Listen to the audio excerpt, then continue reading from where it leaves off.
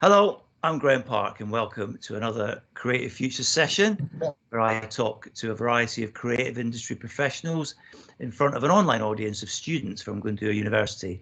Today we're joined by a creative who I'm told has a deep drive for innovation and animation. Please welcome the co-founder and director of Animated Technologies, Tom Burke. Hello, Tom. Hello, Graeme. How are you today? Thanks very much for joining us. I'm really good, thank you, and thanks for having me.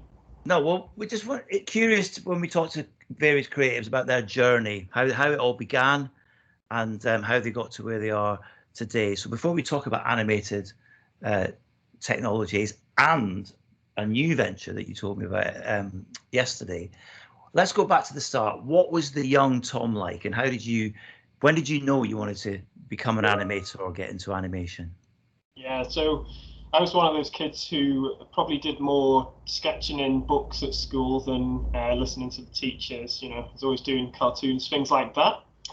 So I always knew that I wanted to do art, and that was going to be my future. I wasn't exactly sure which direction of art. I initially explored graphic design, then went into fine art, and did a course in Glyndwr College, just around the corner from me, and it was a fine art course. So we was learning about painting and sculpture, things like that. It was good, but it wasn't exactly what I was thinking would be the path I would take. One day they gave us a project which was really open-ended to pick some kind of medium, make something, and I thought about animation, as I'd always had sort of a passing interest in it, but not like, I definitely know I'm going to be an animator, for instance. So I got some plasticine, as a lot of kids do, and video camera at the time. You probably use phones now. Did a little stop motion animation. It was absolutely terrible, but it was enough for me to realize that, this is what I wanted to do. This was something that really interested me, the actual kind of the form of it itself, and how you go from messing around with little plasticine characters in your hands to a finished film at the end of it. But can you remember what your little story was for your animation, your first animation? Yeah, I don't think it was a story as such. I hadn't learned about storyboarding or setting up, anything like that. So it was kind of these little plasticine characters walking around on a Christmas tree, something like that. Any inspiration from Morph? Yeah. So funny, actually, my parents used to call me Morph as a child. Oh, right. Excellent. Okay. That's my nickname. But yeah, so stuff like Morph, Tim Burton, obviously, the Wallace and Gromit, all of the kind of stop motion animation that we've all been, we've all seen kind of growing up over the past 20, 30 years now. I suppose that inspired me at that point, and I thought this is the way I want to go. So I started looking around for courses, and I found a really good animation course in Edinburgh College of Art, and decided to go sort of all guns blazing for that. I put all my stuff together, which was all kind of really fine art based, so lots of pictures of bowls of fruit and portraits, things like that. Nothing too animation related apart from that terrible little animation that I'd done on the Christmas tree, and managed to get an interview. Just before the interview, actually, the tutor who was teaching us at the time looked through all the stuff, and he told me to kind of scrap all the stuff which looked like concept or was quite bitty. The stuff you do when you're actually coming up with an idea rather than the finished product. And he was pushing me to take all the sort of finished product stuff up, so the nice pictures of fruit bowls and things like that. Which actually turned out to be the wrong thing to do, because when I got to Edinburgh, did the interview, they were really interested in the concept stuff, and it was the thought process more than the actual finished product which they were interested in. This course in particular was like all about telling stories and how to kind of get the dramatic side of things across rather than something looking really nice. So this is a side you'd never really thought about before. Yeah, it's the side that probably I'm better at, really. It's just kind of like concepts and things like that, and that's led into a lot of the other stuff that I've done later on. Okay. But yeah, I got into that course, which was really great. Really cool city, Edinburgh, so I had a lot of fun up there. It is, yeah. And probably half the time was just enjoying myself, the other half the time was animating, until the last year when we had to actually make an animated film. which I did in stop motion, and it was about two characters playing chess. Chessboard comes alive, and I called it Pawn, P-A-W-N, of course. That's still out there somewhere on YouTube, so you could probably find it if you search really hard. Just give us the name of it again. Pawn, P-A-W-N. Okay. Yeah. And that was, hours and hours spent in a dark room with lights sort of shining down on me, moving these characters around 24 times to get 1 second of animation. It was really kind of labor intensive, but also quite rewarding once you see the end product. And it gives you the opportunity to explore creativity in lots of different areas of animation. You've got that initial concept sketching, you've got the writing of the story, you've got like the storyboarding, which is when all that comes together, the building of the actual characters themselves, all that stuff. And that's one of the things I love about stop motion animation, is just it ties all this stuff in together really nicely. So I did that, finished the course, left the course there, and went looking for work as a stop motion animator. So where did you start? How did you start looking, and where did you go? Yeah, so there was a couple of studios in and around Edinburgh. I was sort of hoping that a friend of mine who was directing stop motion animation at the time would just hire me off the bat because I was his friend. But wisely on his part, he didn't, and he ended up hiring other animators who were further ahead in their careers at that point. So that was that route out of the window. And then I started looking around for other jobs within the stop motion industry. And what I found was that it's one of these sort of really popular genres, which is actually quite niche when it comes down to who's operating within it. And you tend to find there's a certain amount of like stop motion animators who will work in different studios, and they'll like work on one film, and then that person will go and work on another film for a bit, and then they'll go and work on another film. Why? Sorry to interrupt. Why do you think it is such a popular form of animation? I reckon it's down to the sort of the character that comes out of it, and even like the imperfection of it all. Just because with some stop motion, you can almost see like the thumbprint that an animator's left on the head of the little stop motion character, and it makes you realize how much closer you are to that sort of that creative process, I think, which is interesting. And you said, I mean, I didn't know this, but you said that at the time there was just a few stop go animators kind of doing the rounds. Yeah. If that's the case, could you recognize does a stop go animator have his or her own style? Could you watch something and go, I know who that's by? Yeah, definitely. So yeah, one of the guys who I was in college with, he was in the same room as me behind a curtain working on his stop motion film.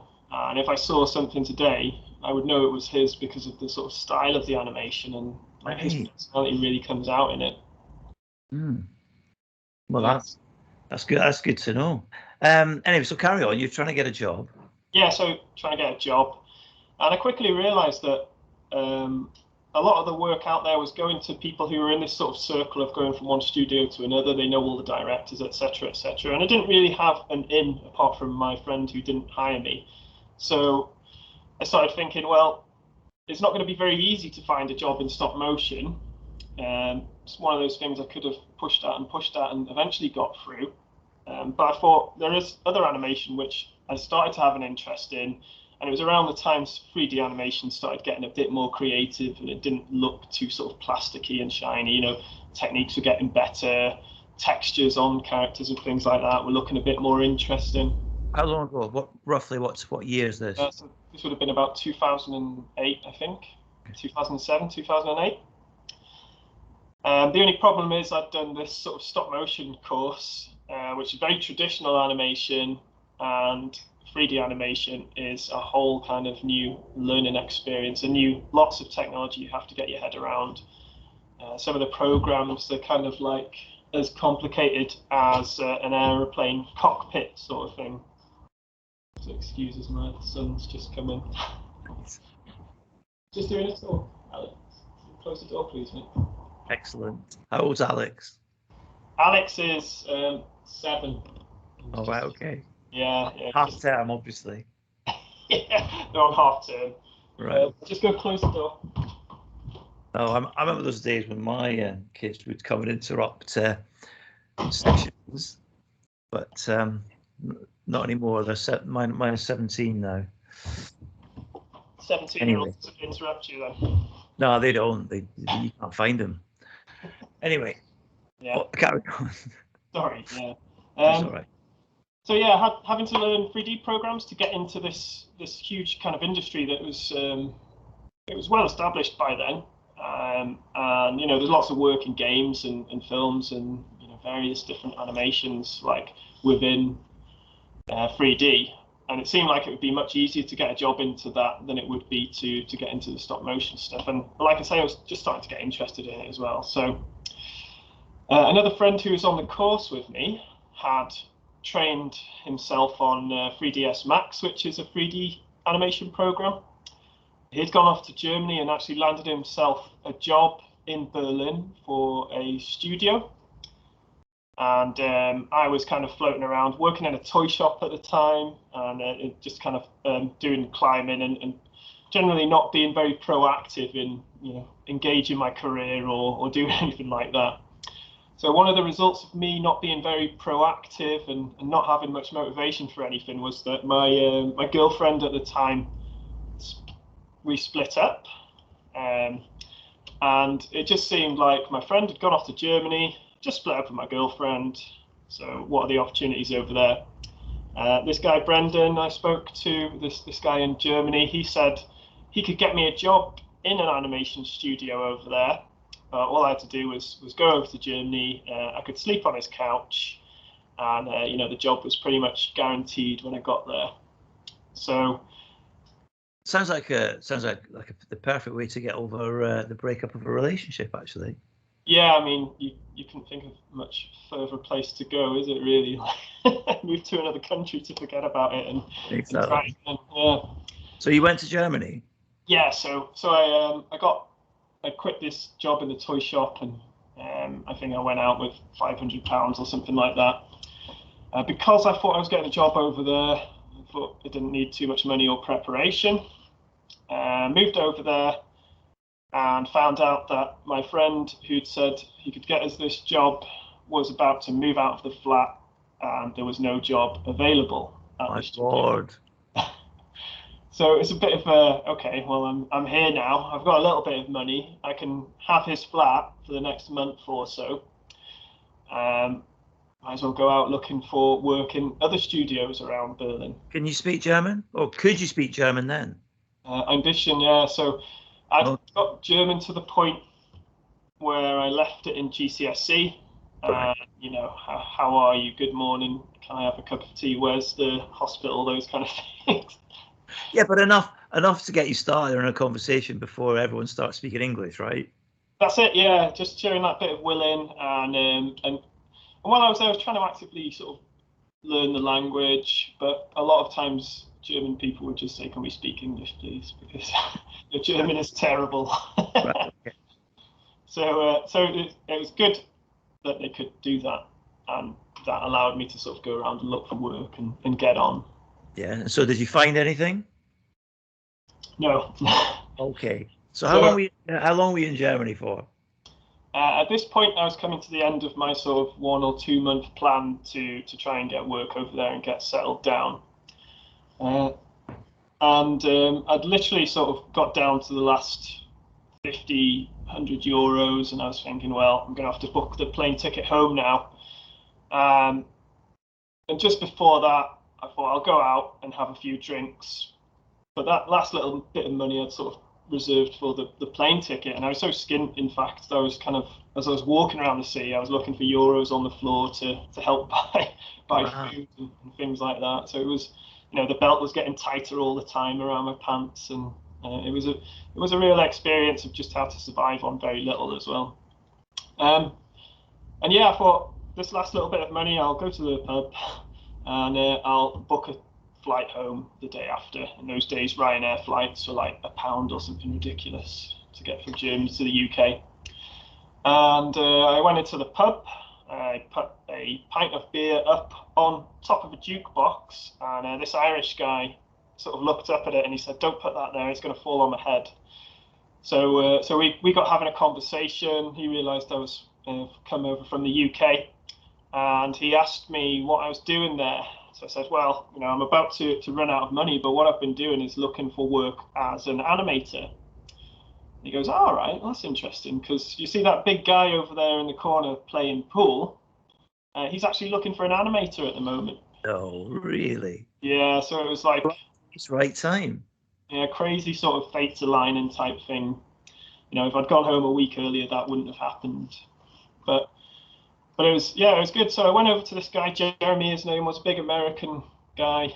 He was playing pool. He had a few drinks by that point, but he told me that the animations that the studio he was like a project manager in, which was called Hahn Film in Berlin, they'd been sending animations for this game that they were making, which was a game that was based on quite a popular TV series that they'd made called The School for Little Vampires. And the animations had been going off to Vietnam, and what had been coming back was sort of really robotic, crap animations, basically. And he said, we want to get someone in-house so we can get better control, better quality coming out of it. I had this great conversation with him. He said, come to the studio tomorrow, show us what you've got, or we'll have a chat, and then we'll go from there. So it was like amazing, fates aligned. And were you trying to really kind of sell yourself at this meeting and saying, yeah, I can do this? Yeah, as much as possible in like a noisy pub where everyone's drunk. Everyone's drunk, okay. But yeah, I mean, it is one of these things where you have to be quite confident about what you can do, and like being honest as well, really. Like, you don't want to tell someone you're a fully blown animator and you've got a huge show reel, and then the next day you don't have this show reel to show them. But you've got to show confidence in your own ability to rise to the challenge, yeah? Yeah, exactly. So it's self-belief, confidence that you can actually deliver on it, and make sure that comes across when you're talking to people. So obviously that did come across, or he was so drunk that he just wanted to get rid of me and said, come to the studio tomorrow. Either way, I went to the studio, and I got there and he looked very bleary-eyed, bags under his eyes, looked red-faced because of the terrible hangover that he was suffering from. And he didn't remember me from the night before. No, he didn't remember. Okay, so what did you do then? I had to go through the whole thing again. And basically, he told me the same story, sending stuff off to Vietnam. It's not coming back very good. I told him, I'm trained up in Maya, which is another 3D program which I've been learning. And I come from this traditional animation background. I know I can do this. I didn't actually have a showreel at the time either, which was a bit tricky because that's one of the first things you introduce yourself to as an animator. But he said, okay, well, go away for a week, build a showreel, do some walk cycles, some jumps, characters catching things, stuff that lets them know that you understand a bit about movement and a little bit about how drama can be brought into movement and things like that. So like an example of drama and movement is just a little animation lesson, is if you want to pick up a cup or something, for a character to just do that is really boring. But if the character goes and like flourish of the hand or something and picks it up, it just brings elements like that in, and that's what you look for in an animator. I'll remember that next time I'm in a restaurant. Yeah. And when you're actually animating and you animate characters, you tend to watch people in the streets and in restaurants, see how they move, and sometimes that gets fed into the work you do as well. So yeah, I went off for a week, made this show reel, did all these little walk cycles, catches and whatnot, and went back with a video of all this. It was very rough. It wasn't like a finished kind of fully rendered, colourful product with sky and clouds and everything like that. It was literally sort of a beige character with a grey background. The important bit for me and for him is just to show the movement and show that character could move and stuff like that. Did you go back to the UK to do that, or did you stay in Germany and do that? Yeah, I stayed in Germany to do that. Managed to borrow a laptop. Did you have a laptop or something? I borrowed a laptop to do it. So borrowed a laptop? Yeah. Borrowed a laptop. A QWERTY laptop instead of a QWERTY laptop, I'm guessing, as well. Yes, yeah. You know what? I totally forgot about the keyboards being different layout over there. But yeah, it was different laptop, different keyboard. I had to load up these really heavy kind of graphic intensive programs onto it, and then literally like working night and day on this show reel. I used a book as well. That was really handy. A book called Richard Williams' Animator's Survival Kit, I think. Just went through that and kind of looked at the stuff like walk cycles and things that studios are looking for, and then copied but added in my own little flourishes to some of the things from this book. And it was enough to get me the job, luckily. So brilliant. That was really good. Yeah. So yeah, that bit of fate's aligning, and also just sort of perseverance and. And this job was based in Berlin, was it? So how long did you end up staying in Berlin? Yeah, so I was there for about 8 or 9 months, and we did that game conversion from the TV program. That was the length of time it took to sort of get all the animations done for that. And then as that came to an end, they actually offered me the job of directing a new TV series that they were going to create. And it would have meant moving to another part of Germany, I think it might have been Munich, and then directing a team down there. So it was quite a good career opportunity, but I didn't take it. And I actually ended up moving back to the UK. And the reason for that was because the girl that I'd split up with in the UK before, we'd sort of rekindled conversations. Really? Yeah, so we'd started chatting on Skype. Don't know if anyone remembers Skype. Yeah. But we started chatting on there, and I realised there was still something that needed. So you followed your heart back to the UK rather than your head down to Munich. Yeah. I mean, you must have been aware that was a bit of a gamble to take, though, or didn't you care because you're following your heart?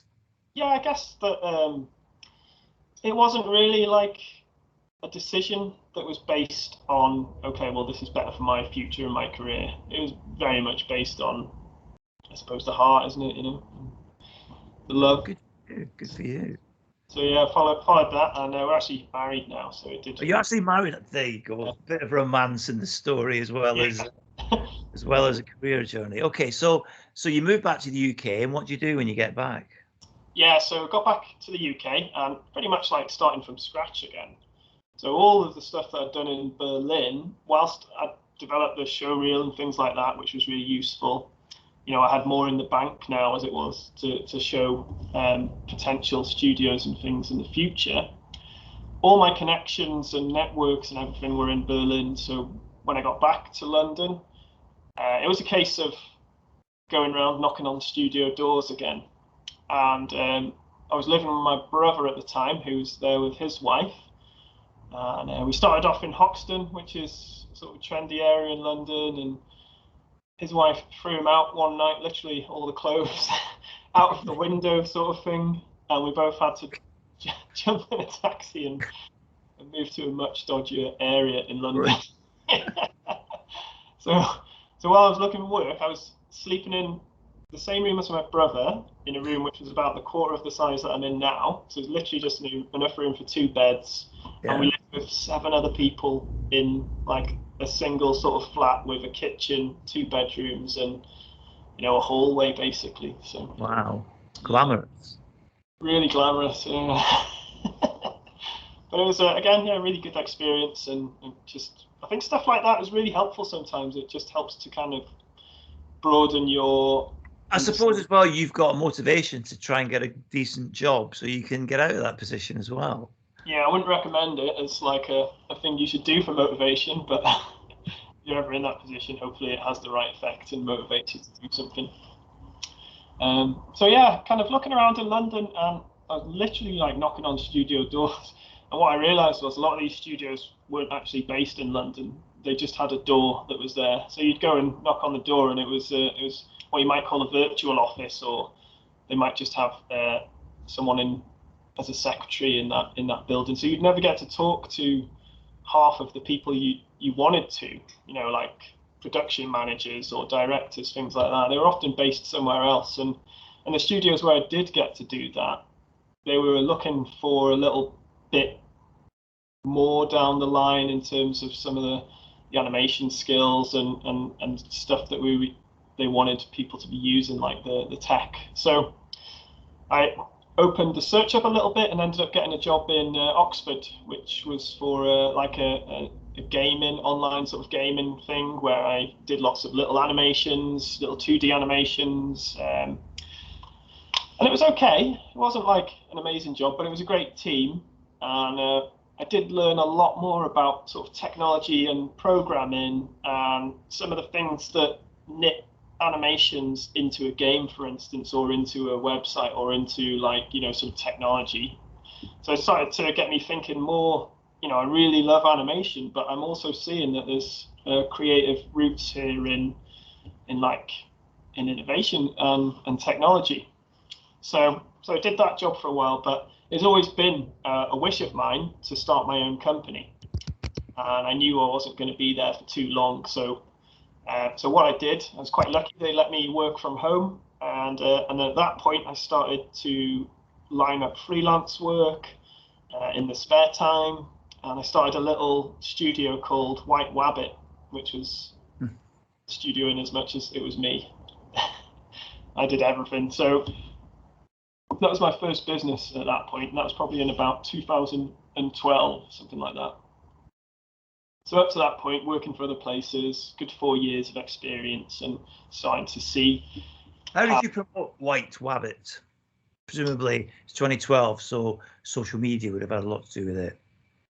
Yeah, so it was like a bit of social media, a lot of going out and going to sort of networking situations, visiting animation events, and trying to sort of get ideas turned into either cartoons or just work, you know, stuff like that. And ended up being a little bit more of a kind of a creative agency rather than an animation studio, although that's what I wanted to do, because at that point we'd moved to North Wales. That's another part. So I moved out of Oxford into North Wales. I was working for this company and working on my own stuff in North Wales at that point, yeah. And because I was in North Wales, a lot of the opportunities to get bigger work, bigger clients, especially then when there was less stuff like online meetings and things. Yeah. It was about being in a city, or, you know, being closer to the action. Yeah. I mean, that's changed now. I mean, because of the pandemic, the online meeting. I mean, for example, these Creative Futures sessions before the pandemic, we'd be talking in our TV studio at university, face to face. But now, but yeah, you're right. You don't. If you're in North Wales, you're a bit far from London or Manchester or Liverpool for going to an exhibition or a launch, aren't you? Yeah, and all the kind of big studios or like TV stations and things like that, they're all very much in the cities. So if you want to get into that, you've got to be there. You've got to be sort of chatting to those people in the bars when they finish work of a Friday evening or something like that. And then reminding them when they have a hangover the next day what they said, yeah? It's a tried and tested method, Graeme. Yes, it is. So presumably that led you to setting up Animated Technologies. Yeah. So tell us a bit about the concept behind Animated Technologies and how you went about setting it up. Yeah, that was based on advice off like a mentor, basically.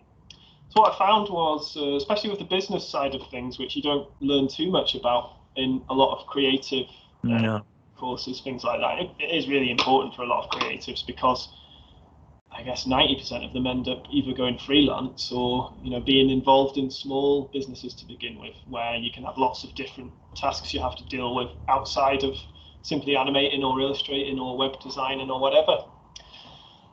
So I thought it'd be a good idea to chat to someone who knew about that stuff and could help me bring in more sales. And as you say, how do we start reaching out to social media and things like that? How can I turn it from being just me doing a few animations into something where we're starting to hire people, and we've got a decent business here and decent sort of turnover and things like that. So I hired a mentor. There are free ones available. Didn't know that at the time, unfortunately. But how did you go about finding a mentor then? Yeah, so if they're really good and it's their job, they're very likely to be quite active on LinkedIn, and I suppose you'd call them a consultant really, but it felt more like a mentor relationship when we actually got into it. So if they're good, they're going to be on LinkedIn, or if you want to find a mentor, which we've done since then, you don't have to pay for, then Welsh Government is really good for it. So Business Wales gave us 2 good business support mentors over the past 4 or 5 years who've helped us to kind of grow and expand and things like that. So there's free options out there, and they're very good as well. But to go from White Wabbit to Animated Technologies, that was based on meeting this mentor, and she's, as we were talking, she sort of asked me to list off what sort of animations we do and what kind of things we were doing at that time. And I said, well, we've done this animation for a cash validation machine. It's a nice rhyme there. And basically that felt good because I was able to work with something that was quite sort of tech based and quite sort of dull if you were to just look at it. I mean, it looks like a printer cartridge when you kind of look at it, and what it does is it sorts out a £10 note that you put in the self-checkout. So really kind of dull looking product, but actually really interesting things going on inside it in terms of the sort of technology that was hyperspectral imaging, which reads notes and separates colors out and things like this. And you can imagine the sort of how stuff like that sounds to someone who's working in visual. Okay, we're talking about hyperspectral and all the colors of the rainbow and things exploding out of notes and things like that. And what I realized, and what the mentor realized, is that a lot of these companies who work with these what might be perceived as dull technological engineering type products, they're terrible at putting their ideas out there. They're terrible at connecting with people. They cannot tell a story. They're engineers basically. So they're really used to talking about the deep sort of technical widgets that are involved in this machine or that machine that they've been working on for 20 years. And as soon as they start describing that to someone, their eyes glaze over, and it's like, no, I don't need to know about this cog that does this thing way down in the machine. But some of it is really cool. It's really interesting, like the hyperspectral imaging. That's a great sort of visual selling point you can put out there. And the mentor sort of said, well, I'm getting a bit of a tingly feeling while we're talking about this, because one, we've highlighted that these engineers, these very technical people, aren't very good at telling their stories. And 2, one of the things I said to her was, as much as I like the project, I don't necessarily want to go down into what even I considered to be boring kind of technical projects. And she was like, well, it's up to you to make them interesting, isn't it? It's up to your creativity to pull out the boring stuff and tell the story in a really kind of imaginative and creative way. So then something clicked for me. I was like, that's a really good point, actually. They need help doing this. There's an obvious market there. No one else is doing it. I, as a creative person, was a bit worried about jumping into that market because I thought it would be boring. And then I thought, well, maybe a lot of other creative people think that as well. So they're not going near these potential clients. Felt like there was just a gap there, that needed to be exploited, or, not necessarily exploited, but looked at and filled by us. So that's what we did. We kind of went into it. Animated Technologies became all about sort of making engineering products shine, making technology shine.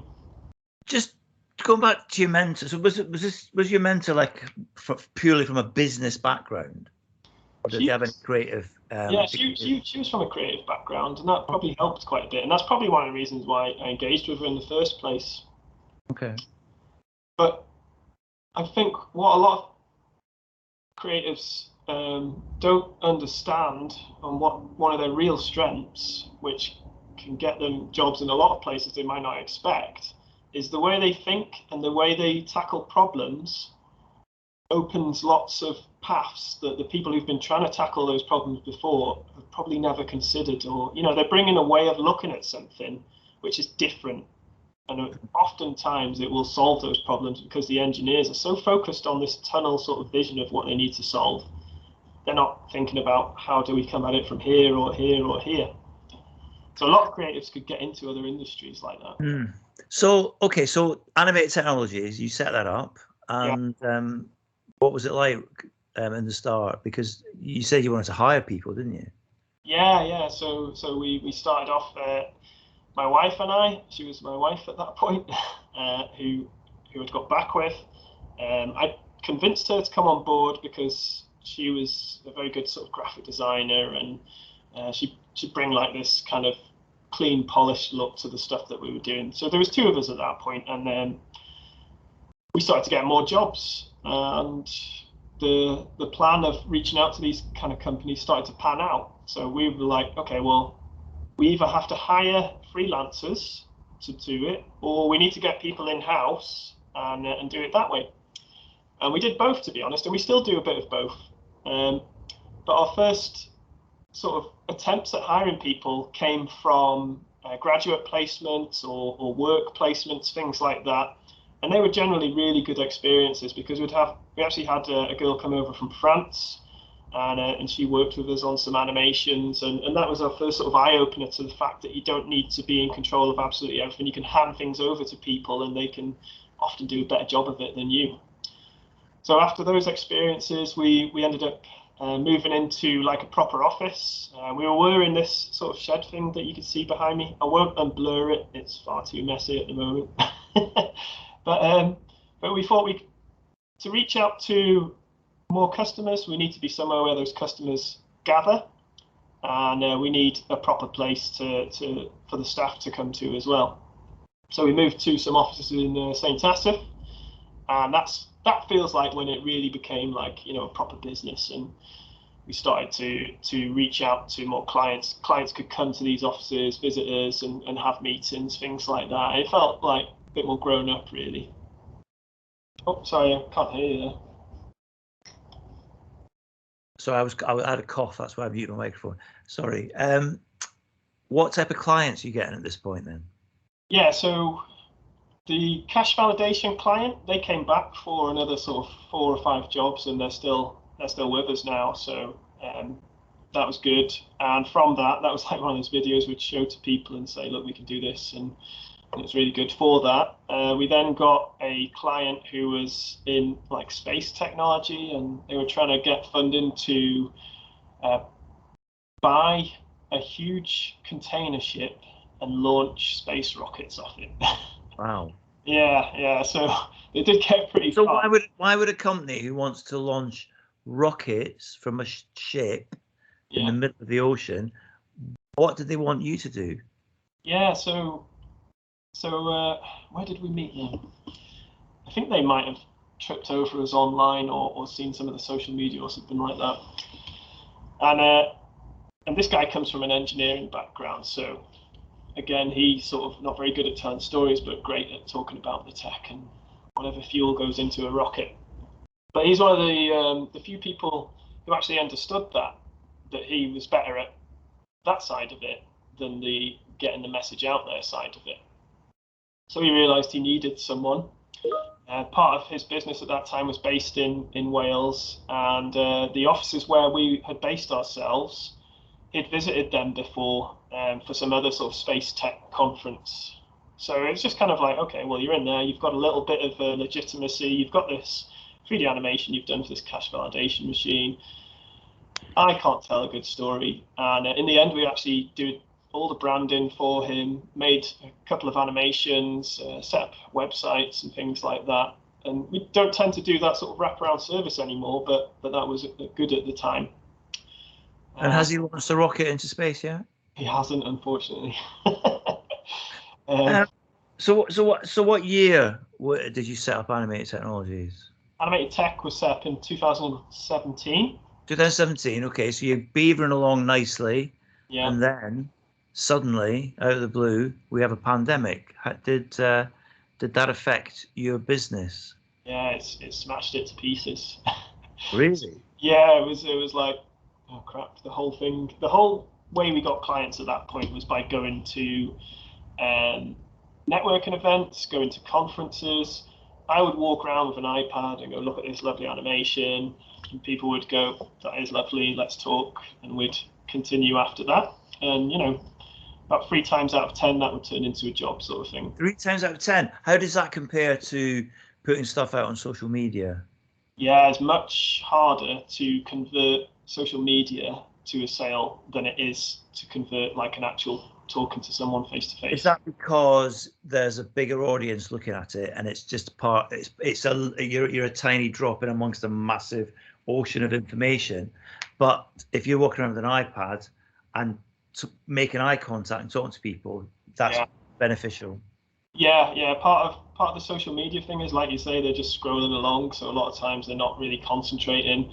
And with a decent social media campaign, you need to be dropping in front of them about sort of 10 times before they'll go, oh, something in my subconscious reminds me that I've seen that before. And that's when you got to pay for it, isn't it? That's it. Yeah, you got to pay for it at that point. Yeah. So that face-to-face. So what did you do? You suddenly find yourself with not being able to go and get clients. So what happened? Yeah. So no clients, no way of getting the business in like that.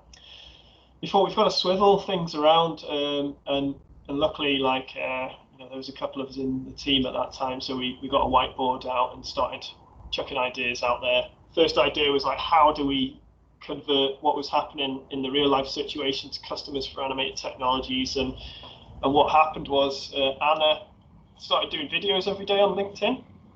So she was doing like these little bits of advice videos. Have you thought about doing this, or try this, etc.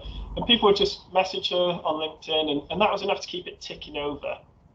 But it was a real hit to the business. I think we went, the sales went from, I don't know, 10, 20k a month to like 2k of that sort of thing in that initial period. So it was a real kind of like hit, and we realized we had to change things up. So that was one way of doing it, and it started working. It was ticking things over, but it wasn't really progressing it too far. But at the same time, due to the kind of like the path that I've had, all these different sort of innovations linked to creativity, and the fact that we couldn't really go to networking events or conferences and meet people anymore, and there were no tools out there at all. Like when the pandemic hit, you could go to an event and network with people or experience the event on your terms. They were all like this, no offense, Wrexham Glyndwr, but it was very much like you're an observer. You're there to kind of watch what's going on, chatting to people like you might do around a bar or a coffee pot or a water cooler, just totally out of the window. You couldn't make those connections, and it's those times when you would often get like the work, So I realized there was a big gap there, and technology hadn't caught up with it. There wasn't anything in place to replace a full event thing. And that's where the idea for Hire came about. So I knew a programmer who was very good with video technologies. I put this idea to him about an events platform, which was very much based on the attendee experience and enabled things for like those kind of water cooler, coffee pot chats, and just gave like the whole user the sort of the options to enjoy the event on their terms. So this whole concept was born because of the pandemic. And I went to Andy and said, what do you think? He was like, yeah, it's a good idea, let's do something. We started looking for grants for funding for it. There's a thing called Innovate UK who fund innovative ideas. And we put in for this like special COVID grant that had come up, and it was for 50k. So we thought 50k, we can probably get, a rough proof of concept, bit of software out there for that. So we put in for this this grant, and fortunately, we didn't get it. I would say fortunately, because about 2 weeks later, Innovate UK put out another grant, but that was for 500k. Wow. $500,000 now, which is like insane amounts of money as far as we were concerned. But in that time between those two grants, we put the idea out there to other people, and then we started to build up like this team, this network of people bringing different skills into it. So the place where we're based now, which is called M Spark, which is a science park on Anglesey, They actually came on board and invested a small amount to help us kind of fund it. And then they came on board as consortium partners for this big Innovate UK grant with Bangor University, Animated Technologies, and this software company called Zero Dependency. So we went back to Innovate UK. I think we applied for £420,000. And luckily this time they saw the value in it all. And I think with the sort of the increased experience around the partnership, they went for it. So yeah, we spent 9 months, which seems like a ridiculously short amount of time, but that's how long Innovate UK gave us to get it to sort of like from this concept to a minimal viable product, which is like just about usable bit of software really. So and it's just, is it spelled HAIA? Is that right? Yeah, you can go and test it out if you want. Hire.live. Okay. And there's a big purple button you can click, and that will let you get into the beta version of it, which is out there at the moment. Okay. So is it a, you say beta version? Is it making money yet? Yeah, we've had a few customers. So Anglesey Council was one of our first customers, and they are using it to run like council meetings and little town hall events, things like that. Brilliant.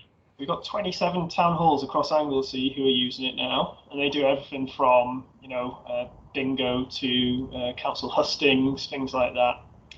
And they've actually got a hybrid version of it. So they've got a TV with a webcam that allows people to be in a room and also online. So this is a new area now. It's called the hybrid events, and that makes people who can only access online, gives them the ability to actually access those things too.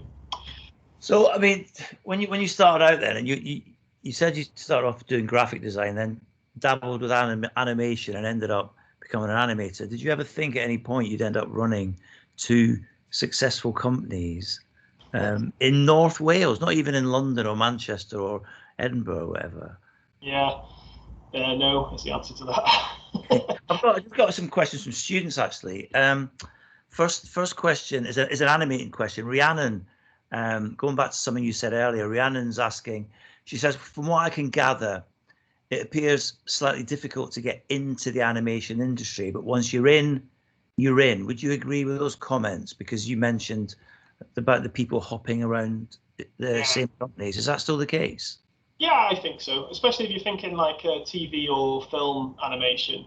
Less so in games. It's easier to get into games animation. Is that a combination of having a great reputation and staying connected? Is it?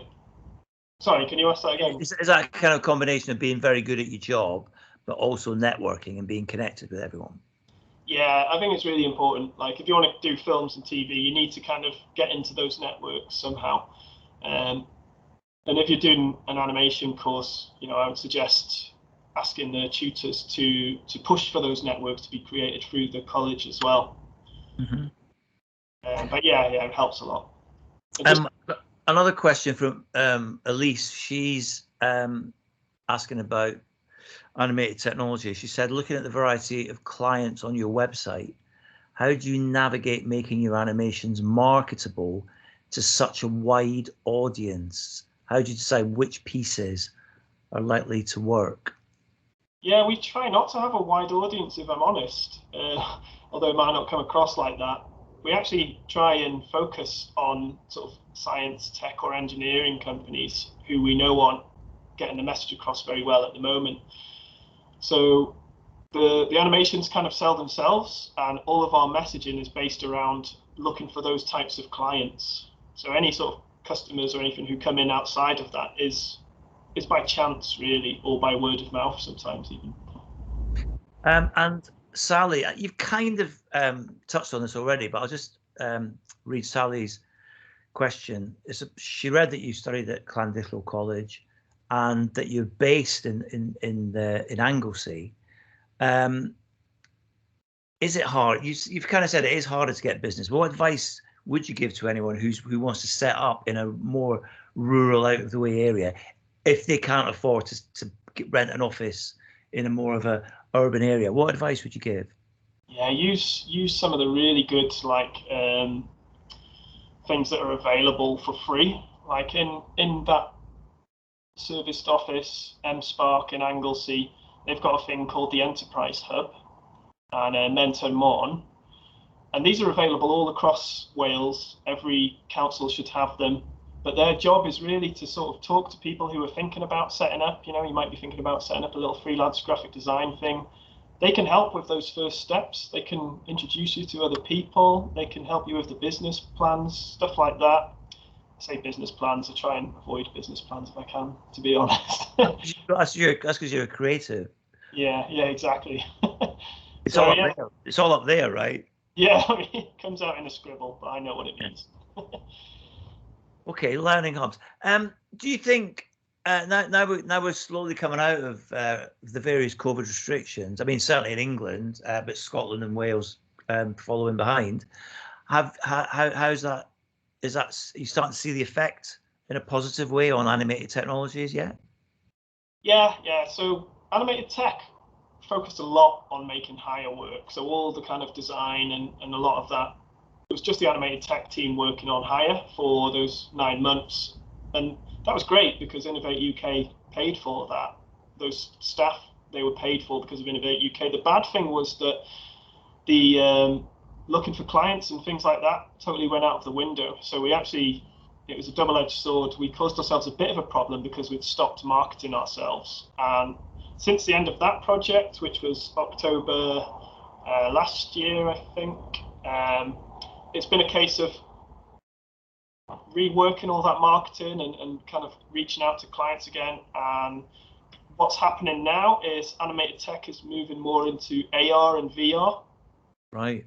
And it's really opened up like a whole new set of doors. And that's been very successful. This first couple of months of the year is really kind of like.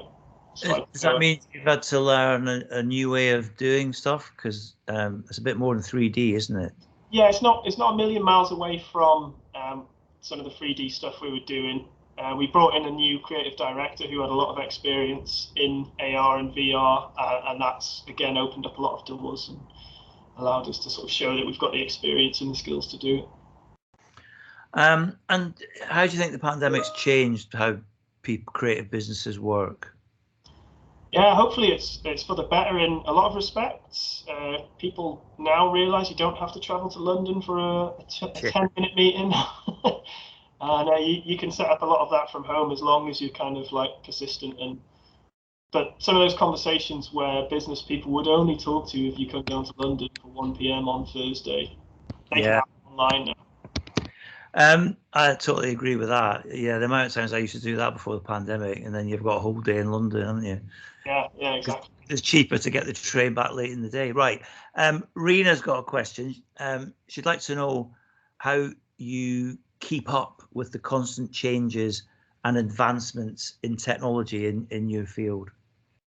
Yeah, so some of that's actually kind of client driven, but also just being creative and thinking, why can't we do a VR product that does this? And then that leads you to either think, well, is there something out there? So you go out searching for things like that. You're actively following,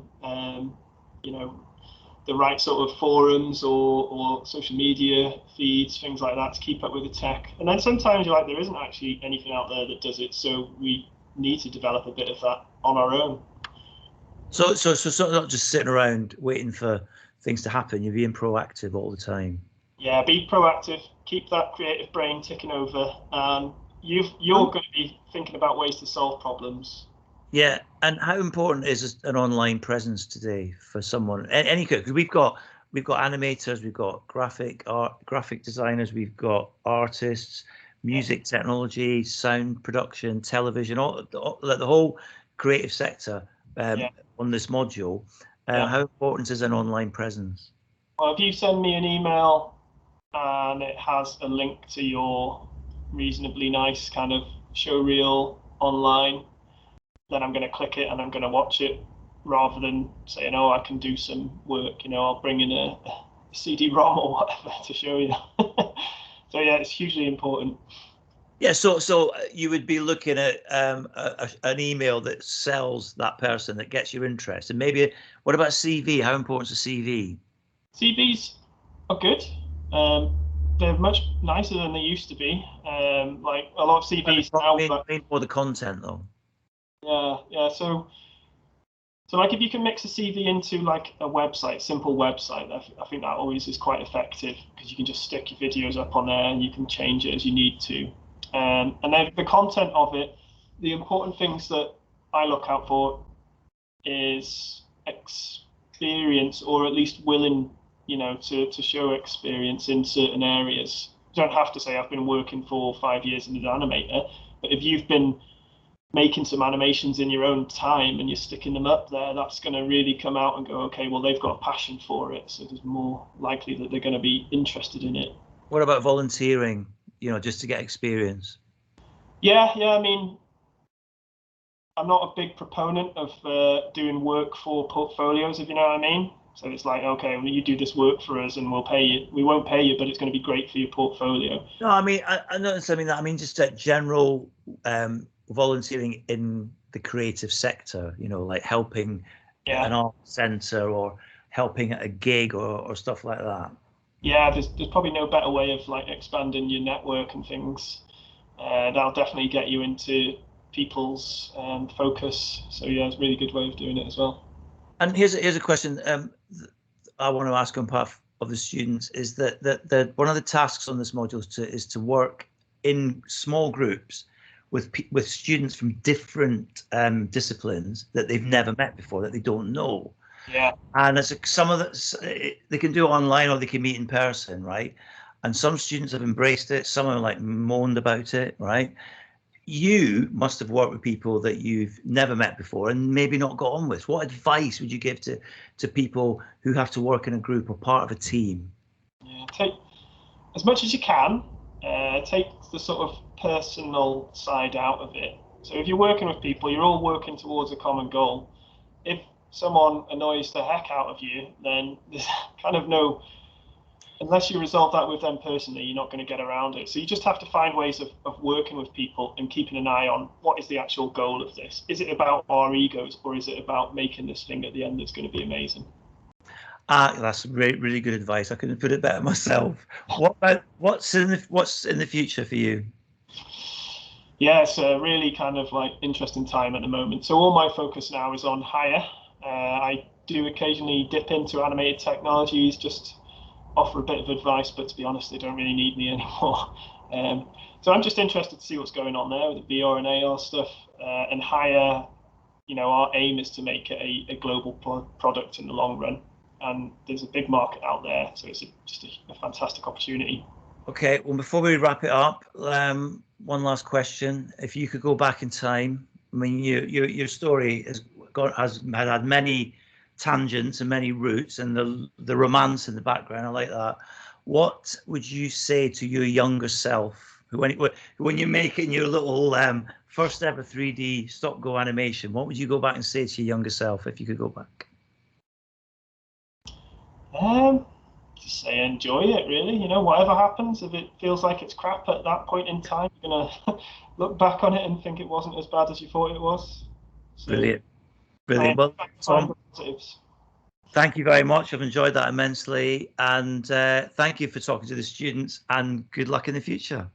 Thank you very much for having us. It's been a real pleasure.